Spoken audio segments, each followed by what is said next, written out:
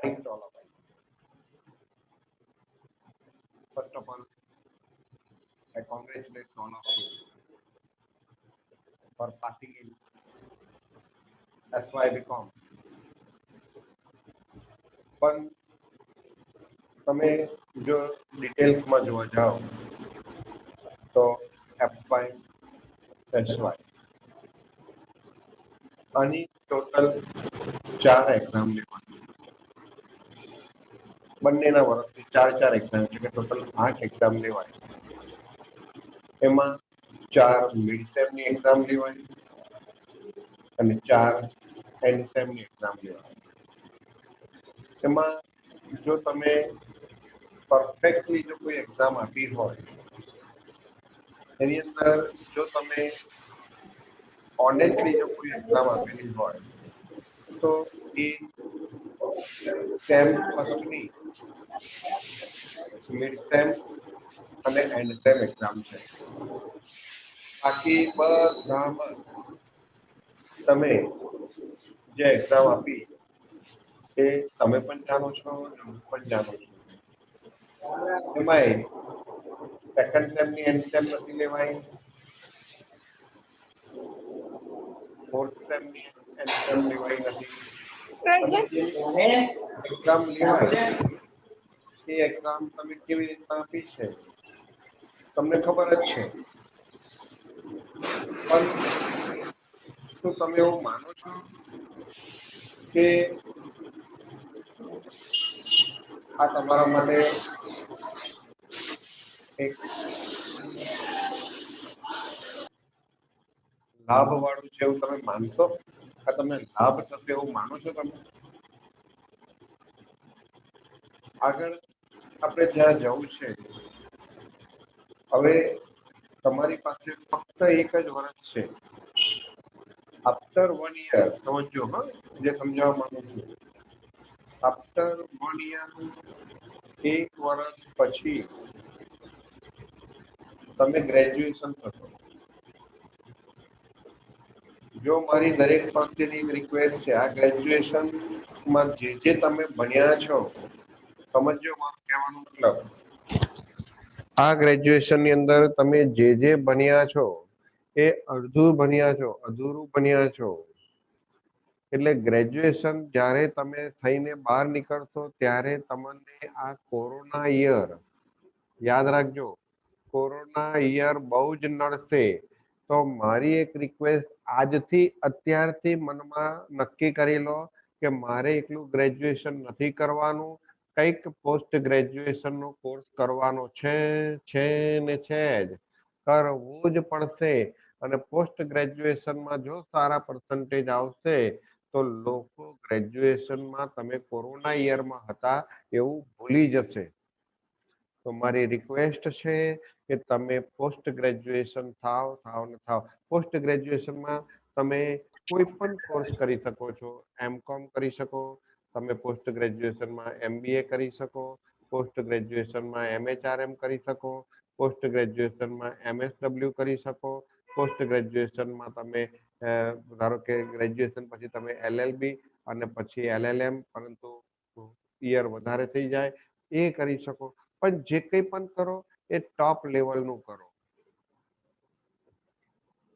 ટોપ લેવલનું કરો, તો કદાચ તમારું આ કોરોના યર નહીં નડે. બાકી જે અત્યારે TY BCom થઈ ગયા ને, તો લોકોને ખબર જ છે કે બધાએ કેવી રીતના એક્ઝામ આપી, અને એ ગ્રેજ્યુએશન પછી નોકરી શોધવા જશે ને ત્યારે એમને ખબર પડશે કે શું દશા થાય છે આપણી.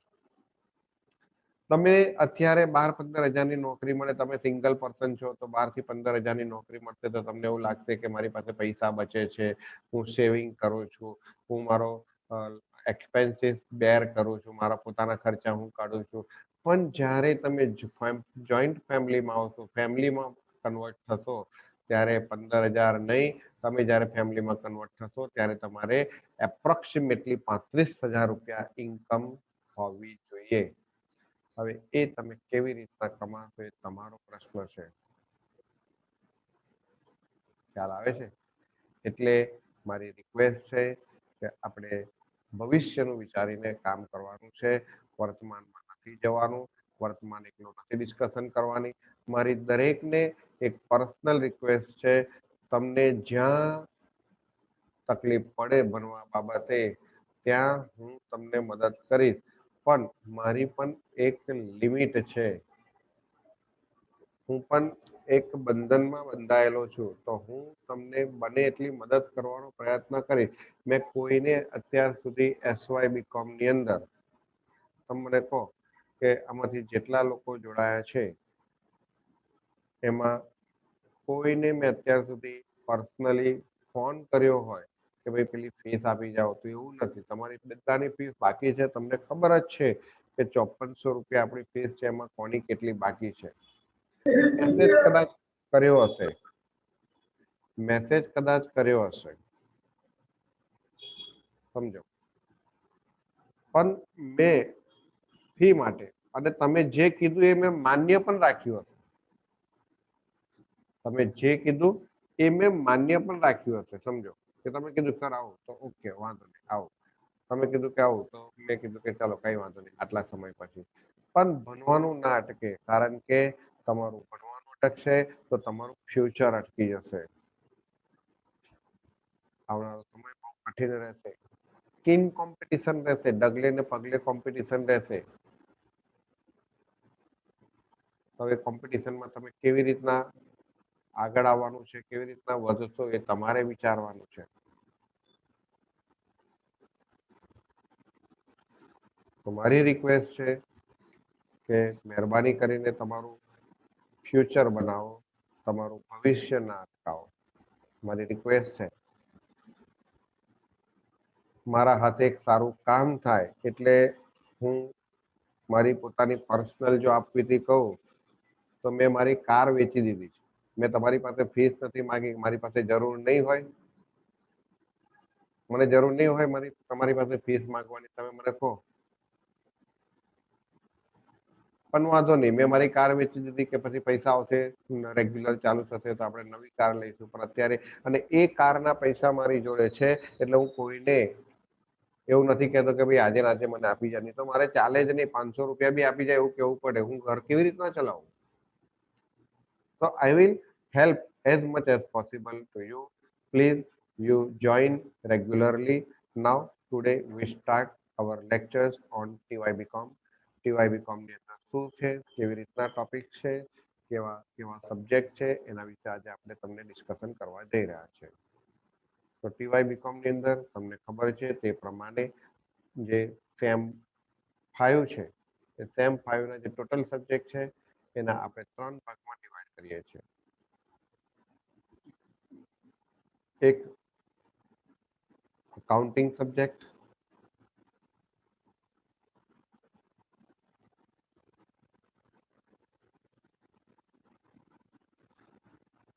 બીજા છે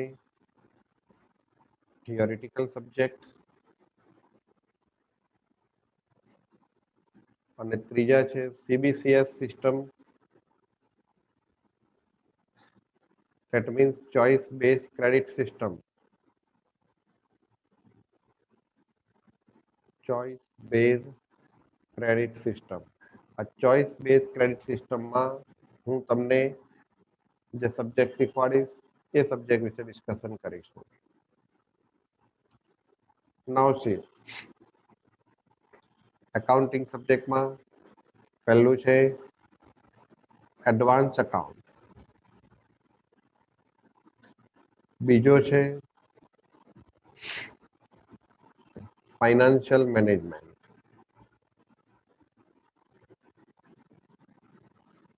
અને ત્રીજો છે ઓડિટ.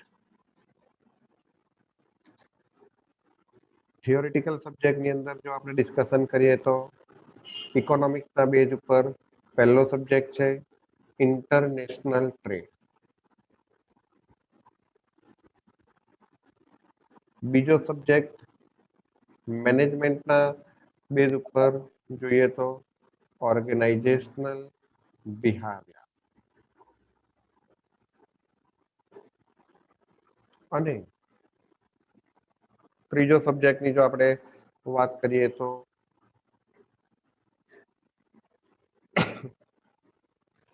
બિઝનેસ લો. સીબીસીએસ સિસ્ટમમાં આપણે જે બનાવીએ છીએ એની વાત કરીએ તો રિટેલ બેન્કિંગ. દરેક સબ્જેક્ટનું પોતાનું આગવું મહત્વ છે એવું યાદ રાખજો.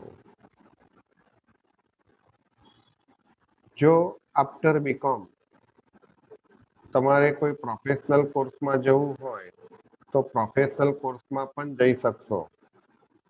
એક વસ્તુ યાદ રાખજો, જેની આર્થિક પરિસ્થિતિ સારી હોય, જેના પેરેન્ટ્સ મદદ કરે એવા હોય, હજુ 2-4 વર્ષ ભણાવી શકે તેમ હોય, તમારી માંડ 20 વર્ષની ઉંમર થઈ છે, એ તમે હજુ 24 વર્ષ સુધી કંઈક ને કંઈક કરી શકો તેમ છો. લગ્ન કરવાના, છોકરા પેદા કરવાના અને કમાવાનું એ તો રૂટીન છે. એમાં કઈ દાડ નથી મારતા, બધાએ કરશે ને ગોંડો હો કરશે.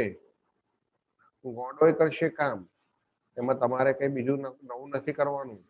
પણ મારી રિક્વેસ્ટ છે, હું જે સમજાવવા માંગુ છું તે સમજવાનો પ્રયત્ન કરજો. મારી ઈચ્છા એવી છે કે 4 વર્ષ સુધી હજુ તમે ભણો, 3 વર્ષ 4 વર્ષ સુધી ભણો. બીકોમ પછી તમારો 19 કે 20 વર્ષ હશે. કેટલા વર્ષ છે અત્યારે તમને? કેન યુ સે મી?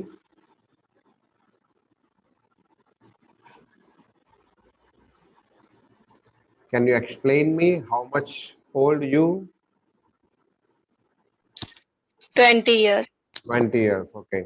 તો તમે 20 વર્ષના છો, તમે સમજો, તમે ફોરેન ની અંદર તો તમે જુઓ ને તો 25 વર્ષ સુધી લોકો ભણે છે. એક વખત તમે તમારું બેકગ્રાઉન્ડ બનાવી દીધું ને, તો પછી પૈસા તો આવવાના જ છે, આવતા જ રહેવાના છે, પણ બેકગ્રાઉન્ડ સ્ટ્રોંગ બનાવી દો.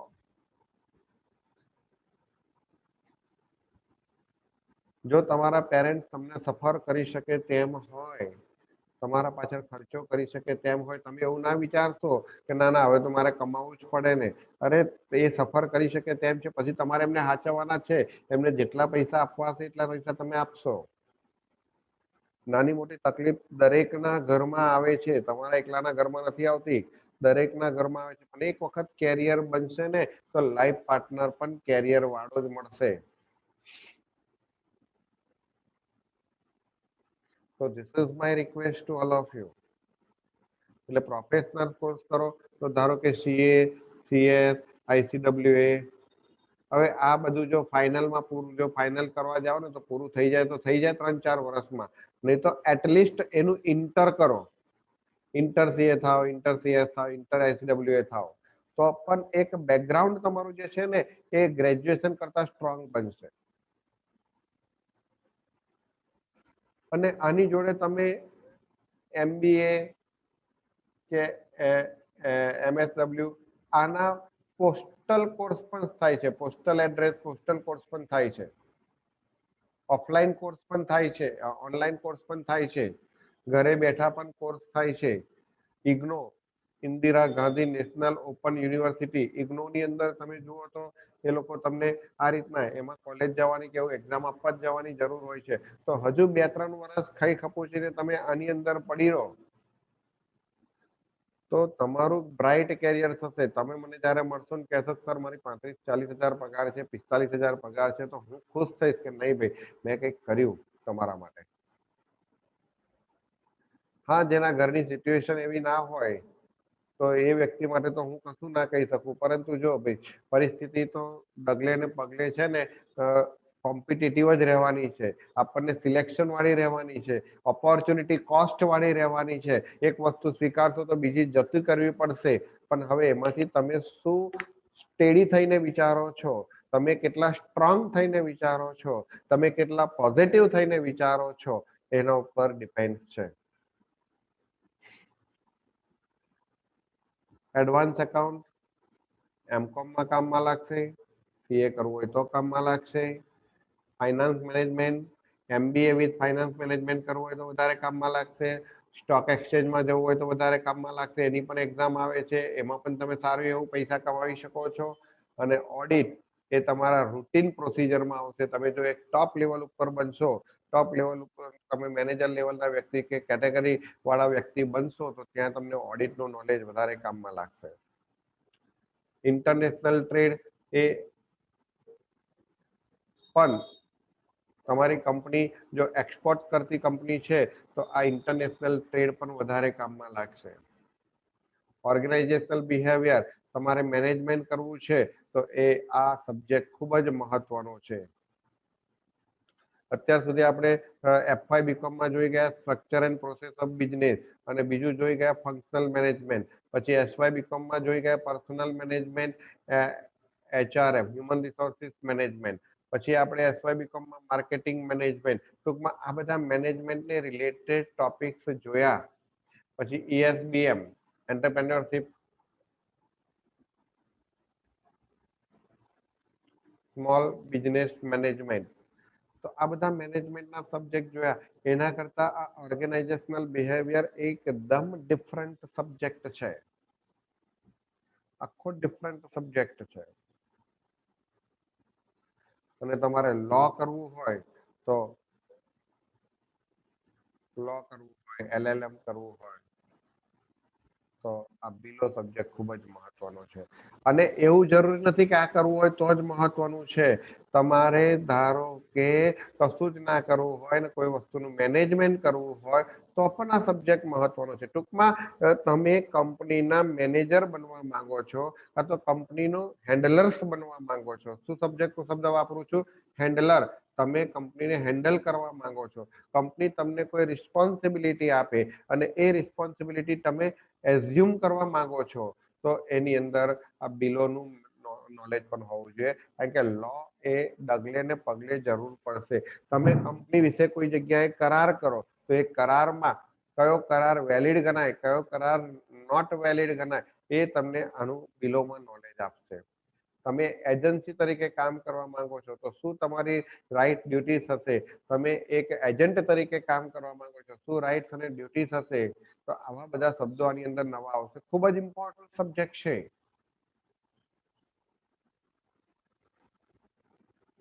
એટલે મારી રિક્વેસ્ટ છે કે તમે ખૂબ સારું જોવાનું પાયાનું નોલેજ મેળવો. લાસ્ટ ટાઈમ આ વખતે મેં મન બનાવી દીધું છે કે દરેક સબ્જેક્ટની અંદર હું અને વંદના મેડમ જ બનાવીશું, સમજો. પણ દરેક સબ્જેક્ટમાં બનાવવાની સિસ્ટમ અલગ હશે. થોડું લખાઈને કરાવીશું. હવે ટેમ્પલેટ પછી આપીશું પણ લખાઈશું. ભલે 1 કલાકનો પીરિયડ લેવાનો થાય, 15 મિનિટ બોલાવવાનું થાય તો લખાઈશું. આજ તમારું સેમ 6 ની અંદર વાત કરીએ તો આ એડવાન્સ એકાઉન્ટના બદલે તમારું આવશે ફાઇનાન્શિયલ રિપોર્ટિંગ. આ ફાઇનાન્શિયલ રિપોર્ટિંગ સબ્જેક્ટ એ તમારો સીએ ની અંદર ફાઇનલ ગ્રુપની અંદર આવે છે. બોલો, તમે આખું એકાઉન્ટ બનો અને પછી એનું રિપોર્ટિંગ કેવી રીતના થાય એ આપણે આ સબ્જેક્ટમાં શીખવાનું છે. ફાઇનાન્શિયલ મેનેજમેન્ટના બદલે personal finance and investment subject આવે છે. એટલે કે આ બધી ફાઇનાન્સ મેનેજમેન્ટની વાત થઈ કંપનીની, પણ તમે તમારા લાઈફ માટે, ફ્યુચર માટે કેવી રીતના મેનેજમેન્ટ કરશો. પર્સનલ ફાઇનાન્સ, તમારા કયા ગોલ હોવા જોઈએ. મેં તમને હમણાં સમજાવ્યું કે 23-24 વર્ષ સુધી તમે ભણો, 23-24 વર્ષ સુધી તમે ભણો અને 23-24 વર્ષ સુધી ભણ્યા પછી તમારો જો સ્ટ્રોંગ બેઝ બનશે, તો હું તમને એવું શ્યોર કહું છું કે તમે ચપટીમાં પૈસા કમાતા થઈ જશો. ચપટીમાં પૈસા કમાશો. અને એમાંય જો તમારી ઉંમર ના થઈ હોય અને કંઈક ફોરેનનો ચાન્સ મળે, પણ ફોરેન જઈને બી એવું નથી કે એમને રૂપિયા પડે છે. તમારી માઇન્ડની સ્ટેબિલિટી, પોઝિટિવનેસથી માંડીને દરેક વસ્તુ જરૂરી છે. હવે તમે ક્યારે એ વસ્તુ કરશો તો બધાનું knowledge, skill, ability, fluently English બોલતા હશો, દરેક પરિસ્થિતિને પહોંચી વળવા માટે સક્ષમ હશો, દરેક પરિસ્થિતિ સામે લડવા તૈયાર હશો, તો ફોરેન જવાશે. નહીં તો પાછા આવશો. અને સીબીસીએસ સિસ્ટમની અંદર રિટેલ બેન્કિંગ છે. રિટેલ બેન્કિંગ એટલે કે બેંકના શું પ્રોસિજર્સ હોય છે, બેંક શું છે, એના રિલેટેડ છે. એવું નથી કે આના દ્વારા બેંકની એક્ઝામ બેંકમાં તમને નોકરી મળે. ઘણા લોકોને હોય કે આપણે બેંકિંગના કોર્સ લઈએ તો બેંકમાં એક્ઝામ મળે, સોરી બેંકમાં નોકરી મળે. એવું નથી હોતું. દરેક બેંકની પોતપોતાના અલગ એક્ઝામ લેવાતી હોય છે. એસબી વાળા અલગ એક્ઝામ લે છે, આઈસીઆઈસીઆઈ વાળા અલગ એક્ઝામ લે છે. અને દરેક બેંકમાં તમે એવું કહો કે હું એસીમાં બેસી રહું મને નોકરી મળે તો એ પોસિબલ નથી. તમારે દરેક જગ્યાએ નાનું મોટું માર્કેટિંગ કરવાનું આવે ને આવે. માર્કેટિંગ વગર દુનિયા જ ખતમ થઈ ગઈ છે એવું સમજો. મારે પણ માર્કેટિંગ કરવું પડે છે. હું તમને રોજ મેસેજ મોકલું છું. This is one type of marketing. મેં તમને ફીસમાં રાહત આપી. This is one type of marketing. I accept it. હું સ્વીકારું છું. બસ હું તો સ્વીકારું છું, તમારે સ્વીકારવાની જરૂર છે. પછી ઇન્ટરનેશનલ ટ્રેડના બદલે તમારા સેકન્ડ 6th સેમમાં ઇન્ટરનેશનલ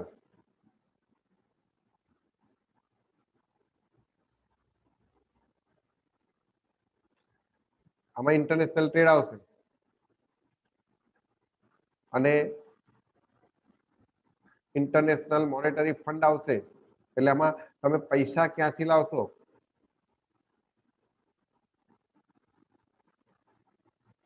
તો જે 5 અને 6થા સબ્જેક્ટની જે ઇકોનોમિક્સનો સબ્જેક્ટ છે ને, એ ઇકોનોમિક્સનો સબ્જેક્ટ એ આખો ઇન્ટરનેશનલ ઉપર આધાર છે. આ ટ્રેડની વાત કરે છે કે ઇન્ટરનેશનલ ટ્રેડ, વિદેશ વેપાર જોડે. આ ફાઇનાન્સની વાત કરે છે, પૈસા ક્યાંથી લાવશો? International finance.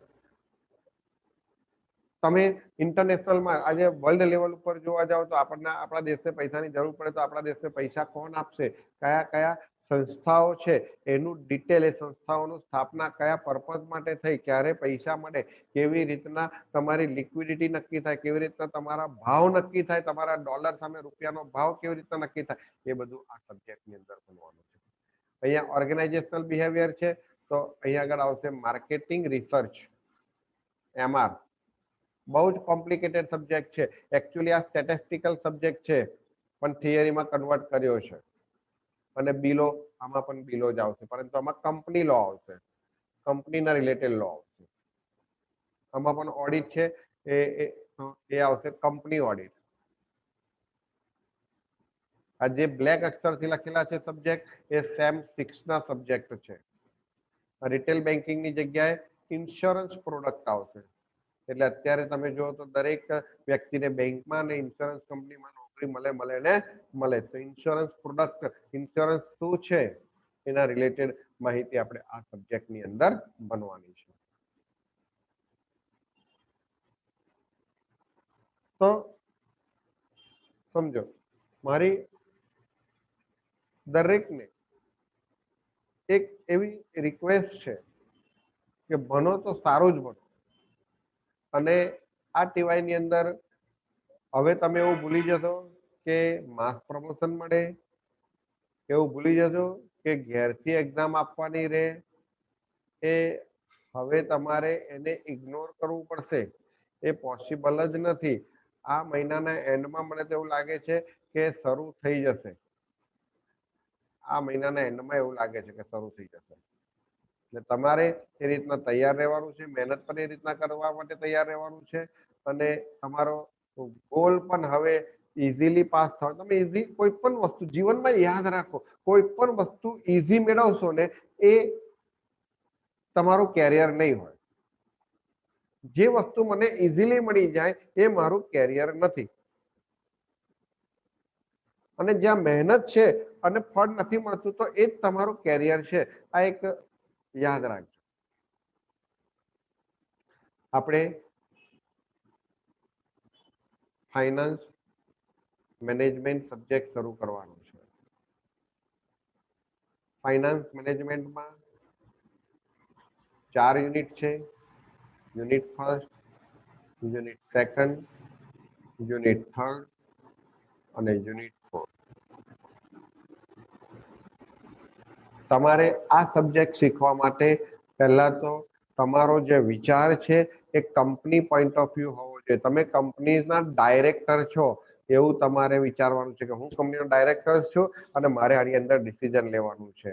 હું કોઈ પણ સબ્જેક્ટ શીખવાડું તો પહેલા તમે શું હોવા જોઈએ, તમારા વિચારો કયા હોવા જોઈએ. હવે તમે ભાગીદારી પેઢીમાં નથી, હવે તમે એક શું કહેવાય કે નાની કોઈ એકાંકી વેપારી પેઢી પ્રોવિઝન સ્ટોર ની વાત નથી કરતા. અત્યાર સુધી આપણે એકાઉન્ટ બનાવીએ ને ત્યારે એવું વિચારીએ કે ભાઈ આપણે પ્રોવિઝન સ્ટોર ચલાવતા હોય તો કેવું.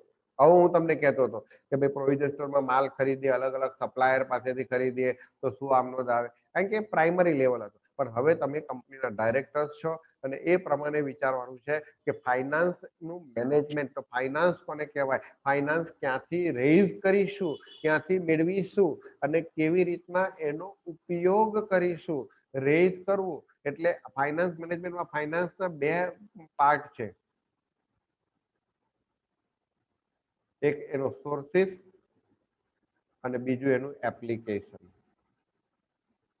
સોર્સિસ એટલે કે ફ્રોમ વેન ઇટ રેઇઝ, ક્યાંથી આપણે રેઇઝ કરીશું. અને એપ્લિકેશન એટલે કે વેન ઇટ ઇઝ યુટિલાઇઝ, ક્યાં એને ઉપયોગમાં લઈશું. ક્યાંથી રેઇઝ કરીશું અને ક્યાં એનો ઉપયોગ કરીશું. તો રેઇઝ કરવા માટે બે સોર્સિસ છે, એક ઓન સોર્સિસ અને બીજો છે ડેપ્ટ સોર્સિસ. ઓન સોર્સિસ એટલે કે ઇક્વિટી શેર બહાર પાડો, પ્રેફરન્સ શેર બહાર પાડો, કાં તો તમારા ધંધાના જ નફાનું પુનઃરોકાણ કરો, તો એ તમારો ઓન સોર્સિસ. અને ડેપ્ટ સોર્સિસ એટલે કે તમે ઉછીના રૂપિયા લો, ડિબેન્ચર બહાર પાડો, કંપનીના ડાયરેક્ટર્સ તરીકે વિચારો. તમે કંપનીના ડિબેન્ચર્સ બહાર પાડો છો, કંપનીના બોન્ડ બહાર પાડો છો, કંપનીના એવું કહો કે પબ્લિક ડિપોઝિટ બહાર પાડો છો, સર્ટિફિકેટ બહાર પાડો છો કંપનીના. તમે ટર્મ લોન લો છો 25 વર્ષની, 20 વર્ષની મોટી લોન લો છો, જેવી રીતના વિજય માલ્યાએ લીધેલી ને એવી રીતના, મેહુલ ચોકસીએ લીધેલી એવી રીતના, નીરવ મોદીએ લીધેલી એવી રીતના, અદાણીએ લીધેલી છે, રિલાયન્સે લીધેલી છે, મુકેશ અંબાણીએ લીધેલી. કોઈ લોન વગર ધંધો નથી કરતું.